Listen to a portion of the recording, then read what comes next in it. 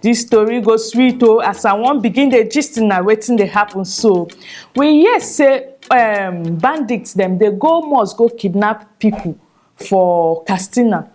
From our information wey we hear be say they go carry 40 people, and in fact wetin we be hear before say they pass 40, they be 47 wey they carry go, both women and children. And out of that 47, 7 people come back, e come remain 40, but they still dey count sha, make dem know if na really 40 people they kidnap.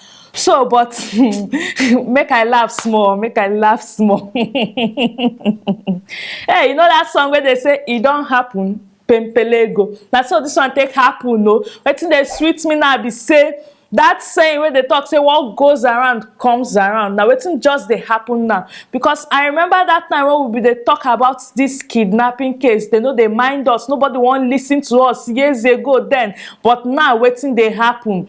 So now as they don't begin they do this thing now, they don't begin remember say they won't expand. These kidnappers don't remember say they won't expand their business. They don't expand and make it reach everybody for body. More will know where it go take touch people. So now these people now don't remember the Muslims. They don't go their mosque, go carry 40 people.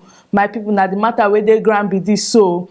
And inside this time, remember that time when we they talk about these things, the Muslims say boo boo, nothing they happen. Say there's nothing happening, we won't just make him unpopular. But finally, waiting can they happen soon now.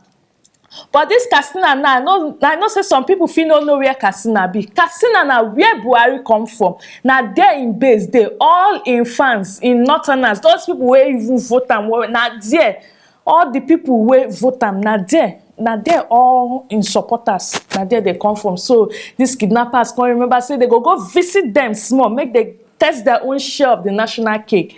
I know say now so don't they touch their body so they go begin they find wetin they want to. Because I know that time years back when they talk, they complain, they lament, say our churches no they safe again. Or these Muslims people they don't mind us. They no even want listen to our matter because it no concern them.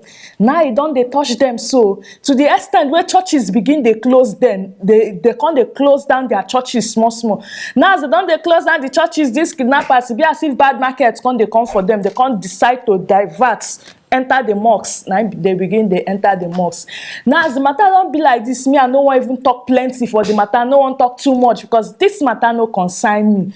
No be this. I just want to share the story giving now, make na follow me last more because no be my matter be this. I no want just talk plenty put because the people will get the problem. If they know where they bath put, they go carry their clothes, pick and back. They go settle their matter because now brothers against brothers. I no want involve myself for this matter. This content na the story wey dey grand. Now wetin I get for una be this today. Thank you very much for watching us, and please don't forget to click on the like button, share and comment. Thank you so much. I love you all. Good day everyone. Welcome back to our YouTube channel. We don't come again with another Aproko. I won't come back, we come gossip small. Make una don't forget, say, as we dey talk this story, so make una dey subscribe, or make una dey like our YouTube channel. I don't come again with Rosie and Churchill, Tonto DK ex-husband. We don't come again. No, these people don't come to disturb us again for social media. Now, Churchill begin post right for in caption say, I miss you, baby, my forever love, my heart. Now Rosie come comment give under there. But inside all the story there where the matter be say people just they shout, they comment, they wait.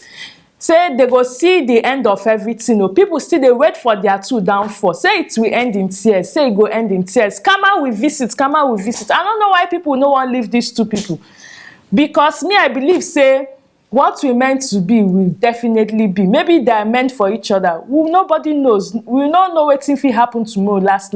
But even if self say their two go fall apart, we still there for this table. We go still bring the matter con give now. Whether they go still there together, whether it go end in tears or it go end in peace, or it go end in pieces. So we don't know. We just there to they watch their love as they disturb us now for social media. They no one make we hear my love, my this, my love. Now so their matter they use they disturb us for social media so like this. so. And as they show us, we too come dey do our aproko, say make we come dey give una the tori too, for una wey never see wetin dey happen. Churchy dey in love again o.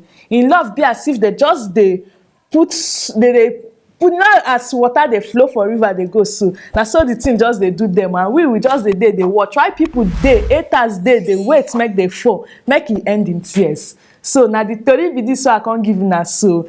Make una no forget, subscribe for our YouTube channel and stay tuned for our next episode.